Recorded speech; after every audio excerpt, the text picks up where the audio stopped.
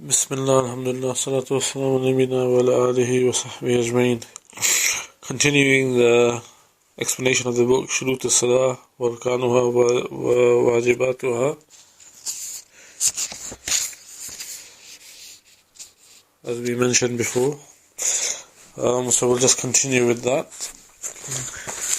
And of course the explanation is by the noble Shaykh Saleh al Usaymee. So we'll read the text first. Muhammad ibn Abdul Wahaab rahimahullah says, أعوذ بالله من الشيطان الرجيم معنى أعوذ ألوذ والألتجئ وأعتصم بك يا الله من الشيطان الرجيم المطرود المبعد عن رحمة الله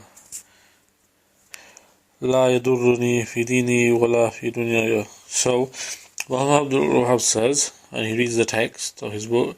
I'm reading the text of his books. أعوذ بالله من الشيطان الرجيم. And the meaning of أعوذ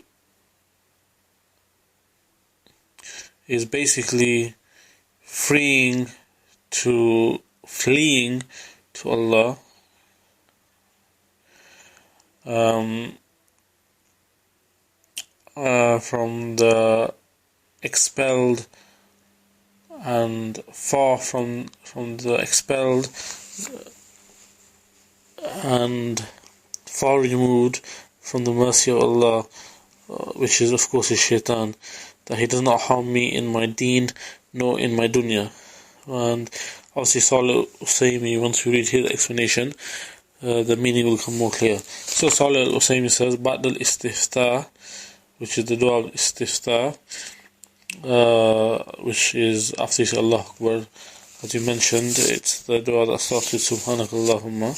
That's the dua al-istiftah. So Ba'd al-istiftah, yasunnu an yasta'idha al-musalli sirran. It is from the sunnah that the person praying seeks refuge quietly by saying A'udhu billah minash shaitanir rajim, due to the saying of Allah, فَإِذَا قَرَأْتَ الْقُرْآنَ فَاسْتَعِذْ بِاللَّهِ مِنَ الشَّيْطَانِ الرَّجِيمِ. So when you read the Quran, seek refuge with Allah from the shaitan rajim. إِذَا أَرَدْتَ الْقِرَاءَ, meaning that when you want to read the Quran, وَكَانَ النَّبِيُّ صَلَّى اللَّهُ عَلَيْهِ وسلم يقول قبل القراءة كما تواتر في نقل القراءة. And the Prophet ﷺ used to say A'udhu Billah before the recitation, as is mentioned in numerous transmissions of the qira'at, which is the different types of recitation of the Quran. فَيَجْعَلُهَا بَيْنَ يَدَيِ الْقِرَاءَ لَا بَعْدَهَا. So he would do it before reading, not after it. كما أن نقل القراءة المتواترة دل أن السنية is the مقدمة here أعوذ بالله من الشيطان الرجيم. And also, as is mentioned or narrated in the qira'at that are mutawatir, which means there are many narrations for these types of recitation that show that I said sani, but it means siga tul istithna, that the wording of the seeking refuge that is preceded before reciting is A'udhu Billahi Minash Shaitanir Rajim. دون الأحاديث المنقولة فيها لضعفها جميعا.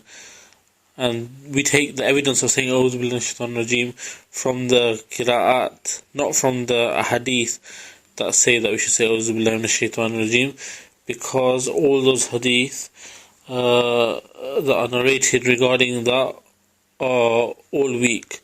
فالمحفوظ في الاستئذاء هو نقل بطريق أخذ القراءات. So what's preserved regarding seeking refuge is from what is narrated by way of taking from the qira'at, which is different types of recitation. فإن القرآن مجموعون على استفتاء القراءة بهذه الصيغة من الاستعاذة أعوذ بالله من الشيطان الرجيم, because all the Qur'an who was basically the specialist in the Quran in the time of the Salaf, who transmitted to us the different ways of reciting the Quran, agreed that the way of beginning the Qira'ah is with this wording from the seeking refuge, isti'adha, أعوذ بالله من الشيطان الرجيم. أما الأحاديث النبوية مروية في بعض السنن. As for the hadith that are narrated in some of the sunan, ومسلم أحمد فإنه لا يصح منها شيء, and none of them are authentic. وقد صرح بهذا أحمد وغيره, and this was mentioned by Imam Ahmad and other than him. And then Saleh al Usaymee says, والاستعاذة بالله شرعا هي طلب الأعوذ بالله in the ورود المخوف. And it's the isti'adha, seeking refuge in Allah in the Sharia, is the meaning of it is seeking his refuge at the time of dread. I'm just going to add another benefit here from another transcription, which is also from Saleh al Usaymee, where he added a few more points in a different explanation of his Shurut al-Salah. Okay, so we're just going to read from another one some of the extra benefits that Saleh al Usaymee mentioned. So just bear with me.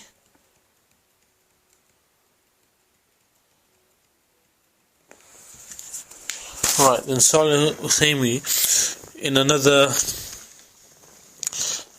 explanation, he goes on to say, on this same issue here,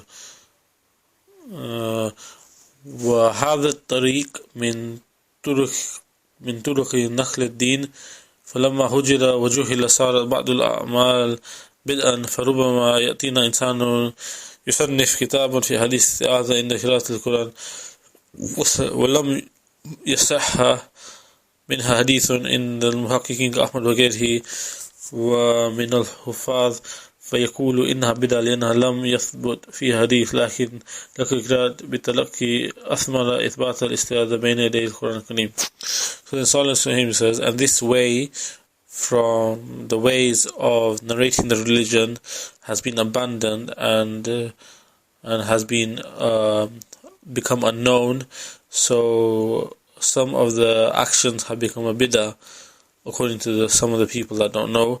So perhaps somebody can come and he can author a book and he talks about the hadith of seeking refuge at the time of reciting the Quran, and that they are not authentic according to the great scholars of research in Islam like Imam Ahmad, other than him, and from the great memorizers. So he says, this author will then say this is a bid'ah because it's not established in a hadith. However, the narrating of the qira'at has borne us the fruit of affirming that seeking refuge is done before the Quran, before reciting the Quran. ومثل هذا المسألة, and then he mentions other things.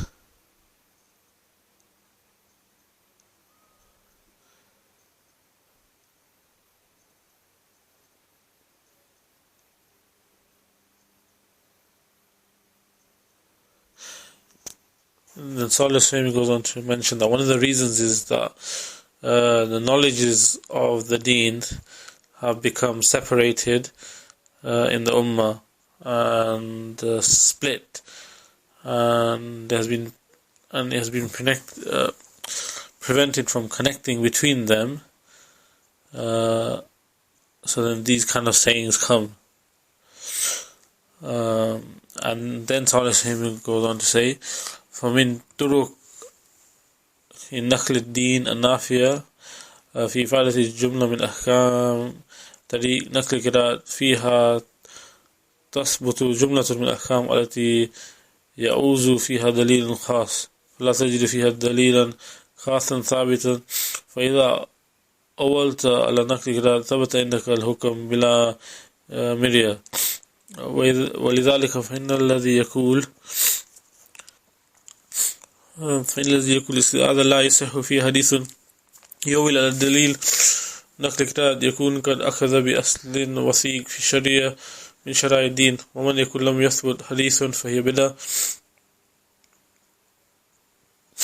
فإنه ضيع أصلا عظيما من أصول نقل الشريعة.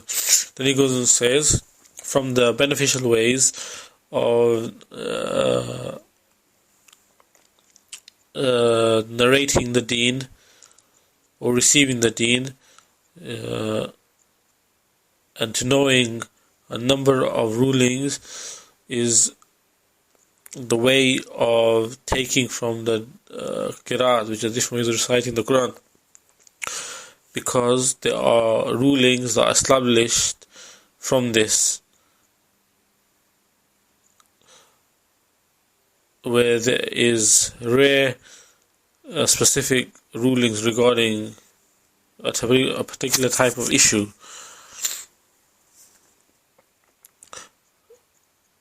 So we'll not find specific evidence that affirms something.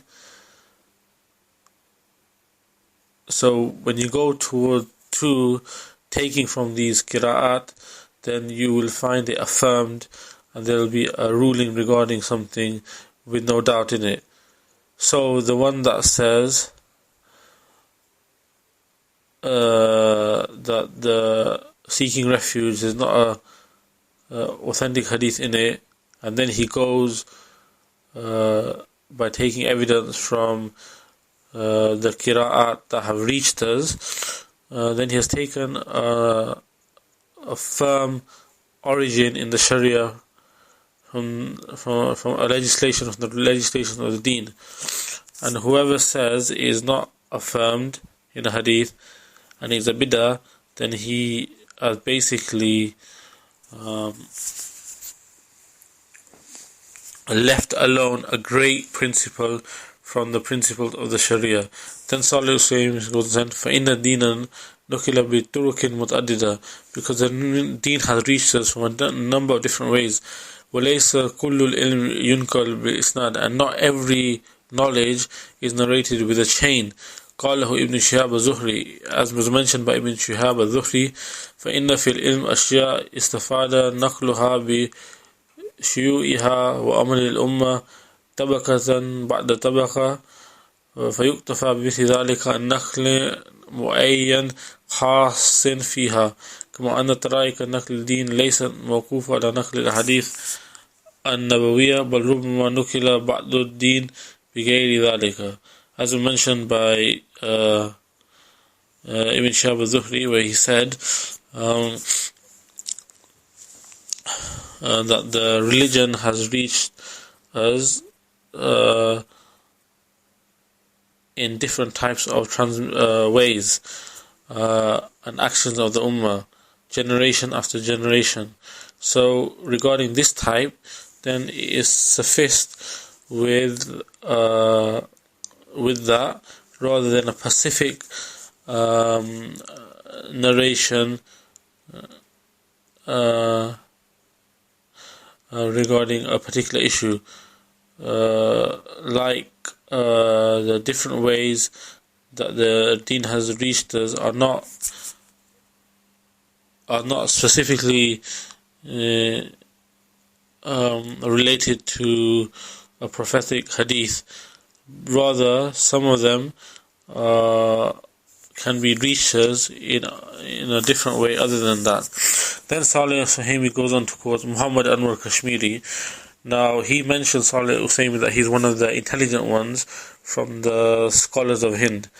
Now, I don't like, obviously, adding my own bits in, but he's actually Muhammad ibn Kashmiri is actually a very big deviant. He did an explanation of Fathul Bari, of Sahih Bukhari rather, he called it Faid al-Bari, and he came with big deviances, and now's not the time to mention it, but he has been refuted by obviously the ulama of Ahl Sunnah.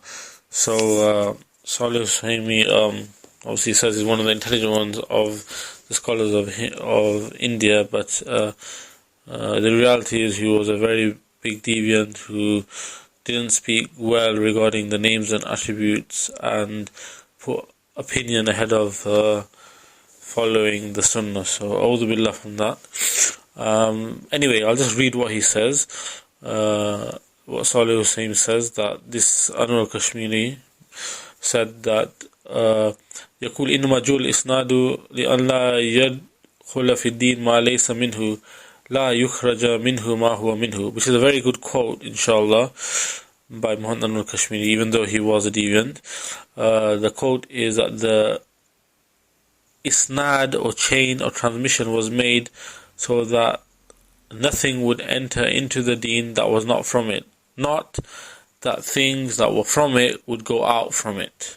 Yeah, and if only Muhammad ibn Kashmir had followed that principle himself, he entered into the religion that which was not from it, and he took out from it that which was from it. And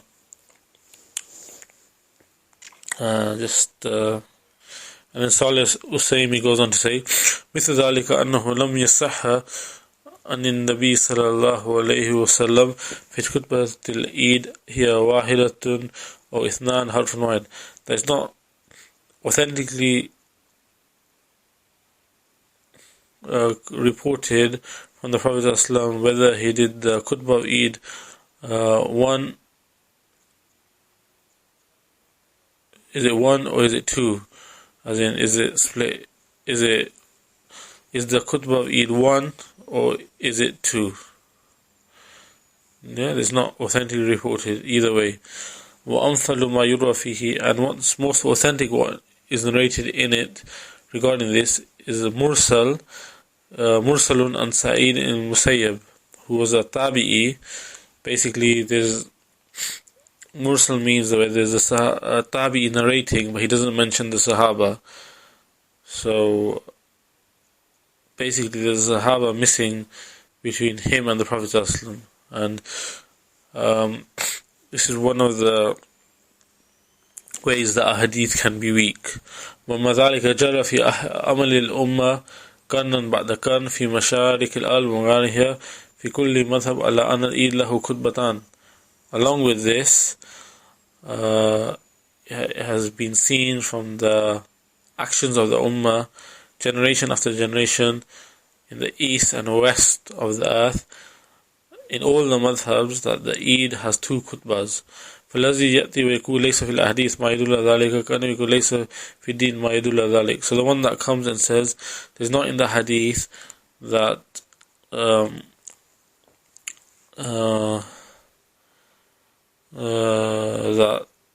that shows that, is as if he's saying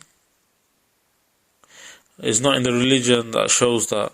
وفي الدين ما هو أبلغ النقل الخاص في الأسانيد. The Saleh al Usaymee goes and says, and in the religion there is something that is more clear in the specific translations in the asanid. لأن نقل الأسانيد قد يختص بالطائفة, because the transmission of the chain can be specific to one group. لكن الدين المستفيد هذا ينقل في الأمة كافة كنقل الخطبتي العيد. However, the religion there can be something from the religion that can be derived in the Ummah generally, like the narration of there being two Eids. ومثل هذا نقل لفظ الاستعاذة, and then he mentions an example of this is the mentioning of the wording of the isti'adha, فإنه مقول بالقراءة القرآن, and because this is narrated from the reading of the Quran. In the أهله طبقة بعد طبق, according to its people, which obviously I am adding this bit on, are the recitators of the Quran from the time of the Salaf, the Qur'an. فهو مؤول عليه, so is dependent upon them, is dependent upon it. وابن عاصم القرطاني يقول في مرتقى الأصول وكل فن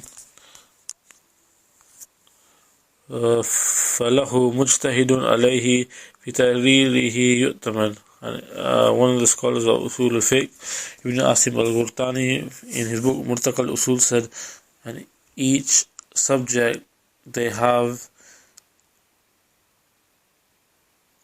a great scholar on it, and his opinions in it are depended upon. فهذه المسائل من جنس ما يول على نقل القراءات فيها, and these issues are from those aspects that are dependent upon the transmission of the qira'at in it. And then Saleh al Usaymee goes on to say, وقد غلط من غلط لما نفى أشياء مما ثبت بهذا الطريق وبغيره لجهله في فهم النقل الدين, and made a mistake, the one that made a mistake when he rejected these things that are established by this path or other than it due to his ignorance in the understanding of the transmission of the deen. وأن نقل الدين تنقله الأمة كلها ولا يحتاج في بعده إلى إسناده كما قال ابن شهاب الزهري, and that the deen reaching us and what the ummah transmitted to us, all of it, and some of it is in not need of a isnad, a chain, as mentioned by Ibn Shihab al-Zuhri. وهو من فقهاء التابعين, and he is from the scholars of the tabi'in. ليس كل العلم يروى بالإسناد, not all knowledge is narrated by a isnad, by a chain. وبنى عليه الإمام مالك دليله مشهور أمل أهل المدينة, and this is something that Imam Malik based a principle of his, which was the actions of the people of Medina. يعني نقل الكافة من أهل المدينة شيئا من أمور الدين نقلا مستفيدا عن النبي صلى الله عليه وسلم وعن أحد من الصحابة, that what is transmitted by all of the people of Medina in something from the matters of religion is as if we are benefiting from this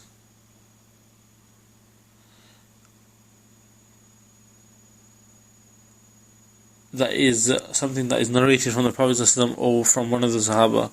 والاستعاذة بالله شرعا هي طلب الأوذى من الله عند ورود المخوف. And isti'adha, seeking refuge in Allah in the Sharia, as I mentioned, is talab al-awd min Allah in the urud al-mukhawif.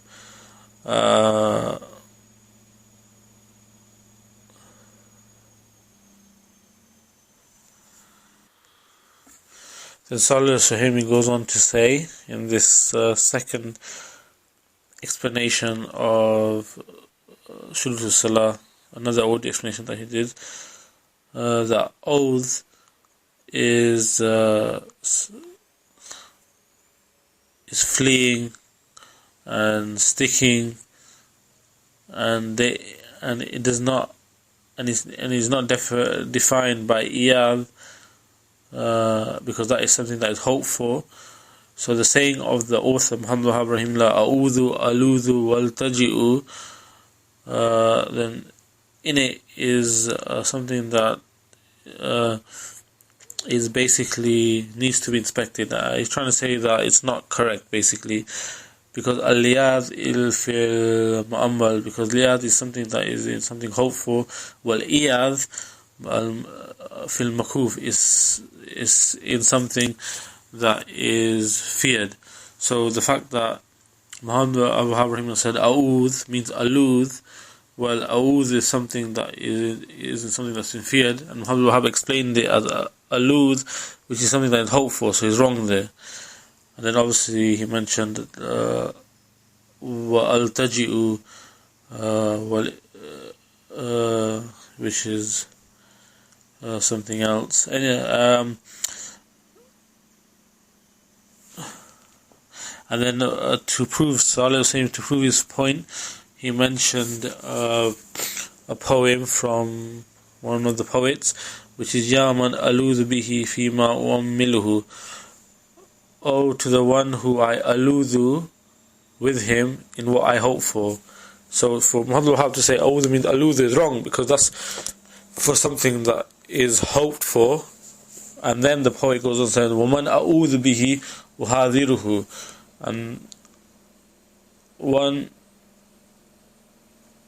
and to the one who I seek refuge in from what I fear. So أعوذ does not mean aludhu. فَجَعَلْ لِيَاذ لِلْمُؤَمِّلِ وَالْلِيَاذ لِلْمَكُوفِ. So he made a li'adh for something that is hoped for, and wal-liyadh rather for something that is feared. Then later on, Saleh al Usaymee, in an explanation of Surah Al-Fatiha, he said this is from the Bid'ah of Mutanabbi, which is the poet that said this in the Arabic language, and some of the scholars of Tafsir followed him in this, because Saleh al Usaymee goes on to say, Al-liyad la yata'allaq bi-mu'ammal. Liyad is not connected with something that is hoped for, but liyad is like iyad. وإنما اللياذ عندهم مشتمل الاختفاء بالسر. And that liyadh, according to them, the scholars of Arabic language, incorporates what is